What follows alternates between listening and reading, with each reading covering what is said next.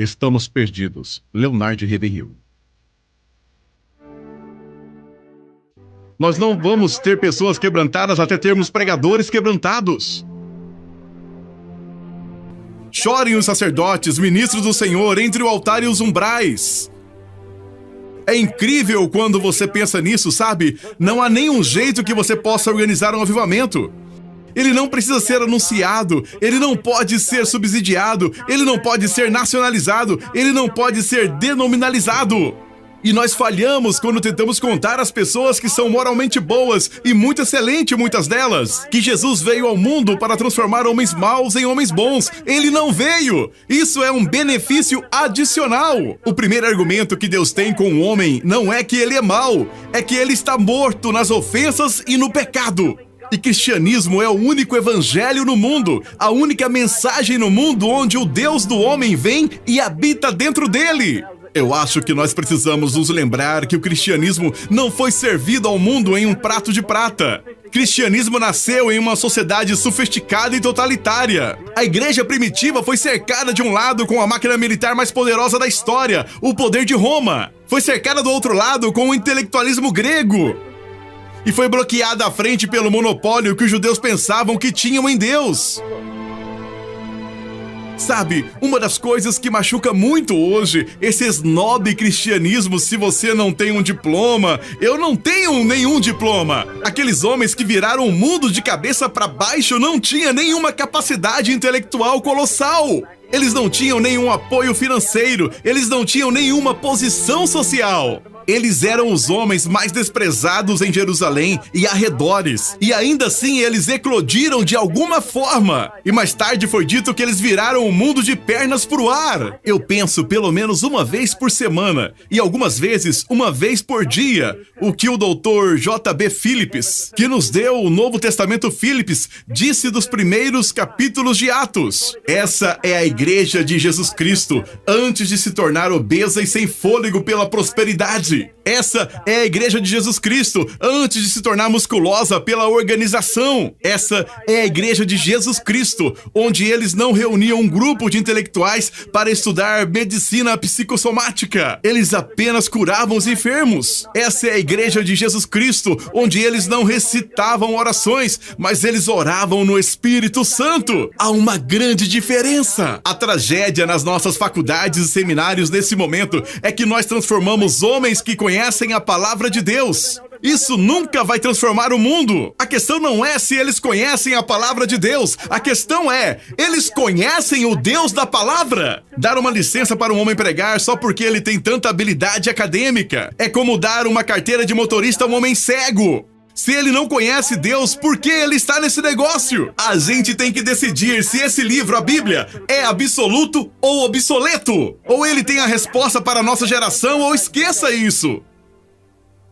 E a outra coisa é que pregação não é uma profissão, é uma paixão. Não é impressionante quando você pensa que um sermão no dia de Pentecoste produziu 3.000 pessoas? E nós tivemos algumas cidades ontem onde 3.000 sermões foram pregados e ninguém foi salvo. E isso nem nos perturba. A igreja costumava ser um relâmpago, agora é um navio cruzeiro. Nós não estamos marchando para Sião, nós estamos navegando para lá com facilidade. Na igreja apostólica é dito que eles estavam todos maravilhados. E agora nas nossas igrejas todos querem se divertir. A igreja começou no cenáculo, desprezada. No cenáculo com um grupo de homens agonizando. E está terminando na sala de jantar com um grupo de pessoas organizando. Nós confundimos barulho com avivamento, comoção com criação e ação com unção. E minha contenda essa manhã é que nesse púlpito não há lugar para fantoches. Nessa época em que a gente vive, é de profetas que precisamos. Nos últimos 30 anos, a América teve mais cruzadas de milagres do que todas as nações do mundo juntas. E olha onde estamos! O que precisamos hoje é um avivamento de santidade, um avivamento de caráter, um avivamento de pessoas que estão completamente sem interesses próprios e preparadas para colocarem suas vidas no altar para Deus. Nós temos que arrastar as pessoas para o altar. Não há nenhum apelo ao altar no Novo Testamento. Se você quiser ser realmente escriturístico, bíblico, apelos ao altar são uma invenção para quando o Espírito Santo não tratar com as pessoas. Veja, pregador, você tem só 2 coisas a fazer, não 22. 2 coisas. Você não deveria ser o zelador e condutor de negócios acerca do saldo bancário da igreja e todo esse lixo. Se você vai ser um pregador bíblico, verdadeiro, você tem 2 coisas a fazer de acordo com Atos 6:4. Doar-se continuamente à oração e à palavra de Deus. Isso é tudo que temos que fazer. Quem vai fazer as visitas? Os diáconos. Quem vai enterrar os mortos?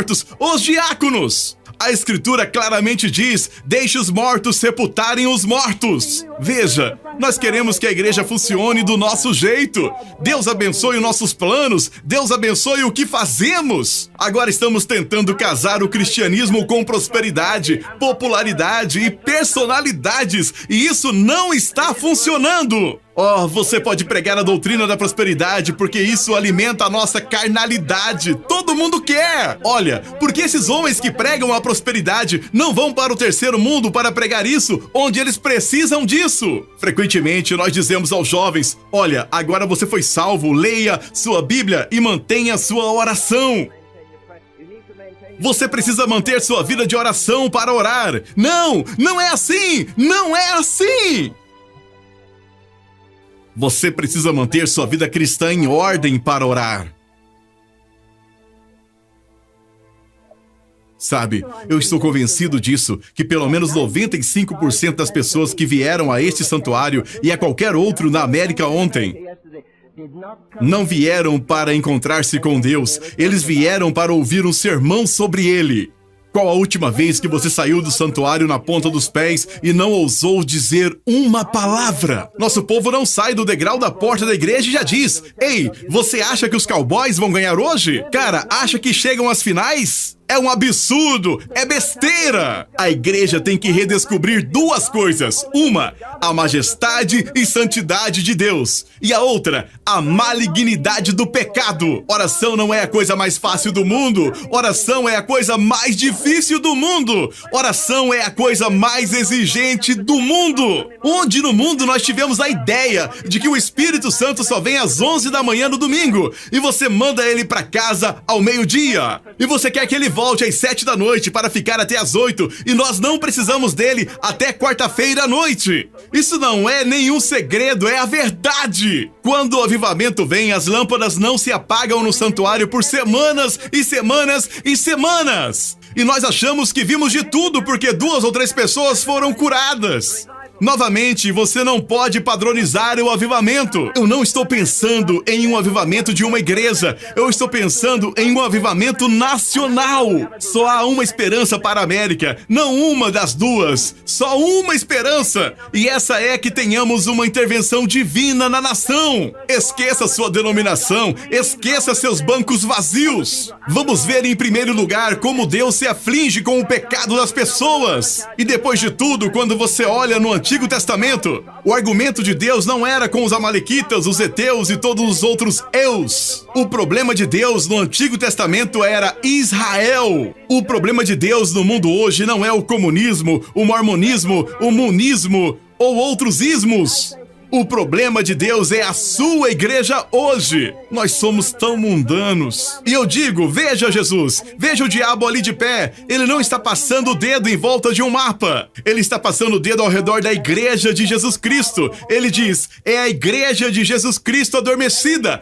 Deixa ela dormir. Porque se ela redescobre o poder do Espírito Santo, se ela redescobre o poder da ressurreição de Jesus, ela vai sacudir o mundo. Vamos, pregadores! Você acha que se o diabo tem uma lista negra dos 10 homens mais procurados da América, você é um deles? Eu prefiro ser o último homem na lista negra do diabo do que o primeiro homem em qualquer quadro de honra que você possa nos dar sobre pregação. Eu direi de novo, irmão, se você não é conhecido no inferno, você não vale um monte de feijão. Mas nós temos que perceber, nós não estamos lutando numa situação local, não estamos combatendo o vício das drogas. Não estamos combatendo a pornografia maciça, estamos cercados por um paganismo arrogante e militante. Se você contasse a seu avô 40 anos atrás que 40 mil homossexuais estavam marchando na avenida principal e ao mesmo tempo 50 mil marchando em outra cidade e em outra cidade mais 40 mil marchando lá, ele diria: não na América! Nós não falamos de adultério mais, só estamos tendo um caso. Sabe de uma coisa?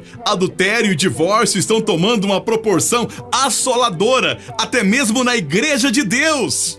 Nós não temos decência moral em algumas igrejas, muito menos espiritual. Nós não elegemos diáconos porque eles são cheios de fé e do Espírito Santo. Nós ordenamos eles porque eles possuem 2 postos de gasolina e um carrinho de hot dog. Outra coisa que Jesus fez, ele orou a noite toda antes de escolher seus discípulos. Se orássemos a noite toda antes de escolher nossos diáconos, eu te garanto que metade deles não seriam escolhidos. Se nós tomássemos o Espírito Santo como testemunha sobre isso, você vê, tem pessoas que me perguntam: por que você não escreve um livro sobre alguns métodos de avivamento? Não, eu não posso fazer isso. Nós não precisamos achar a fórmula pro avivamento. A fórmula pro avivamento está na palavra de Deus, ou então não teria uma. A fórmula do avivamento é essa: os pregadores precisam acertar os altares e chorar, porque eles não têm nenhuma lágrima. Gemer porque não tem nenhum mover do Espírito de Deus. Pedir perdão a Deus por nós termos meio que manipulado o sobrenatural. Agora, eu não estou pensando só em milagres de membros atrofiados e outras coisas. Eu acredito que o maior milagre que Deus pode fazer é tirar um homem ímpio de um mundo ímpio e tornar este homem ímpio santo e colocá-lo de volta em um mundo ímpio e mantê-lo santo. Eu não pergunto mais às pessoas se elas são salvas. Esqueça, todo mundo se considera salvo e isso não significa nada. Não pergunte a um homem se ele nasceu de novo, apenas olhe gentilmente para ele, não importa quem ele seja, pentecostal, presbiteriano, metodista ou menonita. Apenas diga: irmão, Cristo vive em você? Bem, não é esse o padrão do novo nascimento? Não é isso que Paulo diz? Cristo em vós, a esperança da glória, Colossenses 1:27? Eu ouço muito sobre dons do Espírito, tudo bem. Eu ouço menos sobre o fruto do Espírito. Eu ouço menos ainda sobre ter seu fruto para a santificação. Eu ouço menos ainda sobre produzir frutos dignos de arrependimento. Sabe por que algumas pessoas não acreditam na nossa conversão? Porque eles não voltam e limpam a bagunça que eles fizeram, o tanto que puderam, o dinheiro que roubaram, a garota que puseram em problema, sustente o bebê e outras coisas que eles deveriam fazer. Produza frutos! Uma árvore saudável não produz frutos. É a árvore que tem toda a vida fluindo que produz fruto. Você acha que as pessoas caem e choram na apresentação do evangelho que colocamos na maioria das rádios e televisão? Você acha que Elias pregaria um domingo na televisão e voltaria no próximo domingo? Nós precisamos redescobrir o poder do Espírito Santo. Estamos caminhando para o julgamento mais rápido do que você jamais poderia imaginar, a não ser que tenha uma intervenção divina. E o segredo, novamente, é os sacerdotes chorando, os sacerdotes bradando ou clamando, os ministros se reunindo. Deixe-me te levar de volta a um tempo em que o povo escolhido de Deus andava de pele de ovelhas e de cabras. Agora nós temos uma terra que mana leite e mel e igrejas que manam casacos de pele e dinheiro. Novamente, as pessoas vão tão estilosas para a igreja domingo de manhã como se estivesse indo a um desfile de moda. Como se Deus olhasse para o exterior. Esqueça, ele olha para o interior. Eu não me importo se você está pensando em Finney, ou Wesley, ou Bootsy, ou qualquer outra grande figura majestosa que dirigiu a Igreja de Deus e viu um avivamento. Nenhum deles tinha uma Bíblia maior do que você e eu temos. É a mesma palavra. Novamente, nós temos que decidir se este livro, a Bíblia, é absoluto ou obsoleto. Mas eu vou te dizer algo: se esse livro não tem a resposta para o mundo podre, corrupto e fedido, então não há nenhuma resposta para isso. Nós temos pecado como Sodoma e Gomorra. Estou convencido de que o segredo está no ministério. Talvez a maneira de começar o avivamento em sua igreja é ficar de pé no próximo domingo de manhã e dizer: olha, eu quero dizer a vocês, eu não tinha paixão pelos perdidos. Eu não derramei nenhuma lágrima pela humanidade perdida. Eu tenho tantas outras coisas. Deus nunca pretendeu que sua igreja desviasse. Deus nunca pretendeu que sua igreja funcionasse com nada menos do que o cristianismo apostólico nos Atos dos Apóstolos. E só o Espírito Santo pode trazer a convicção necessária e trazer-nos ao lugar de quebrantamento e trazer-nos de novo ao lugar onde nós choramos. E o New York Times disse um tempo atrás: nós temos uma igreja eletrônica hoje. E imediatamente eu pensei, sim, a igreja hoje é eletrônica. A igreja do Novo Testamento era eletrizante. Tem uma grande diferença. Oremos. Louvado seja o nome do Senhor. Traduzido por Espírito e a noiva dizem: vem. Louvado seja o nome do Senhor.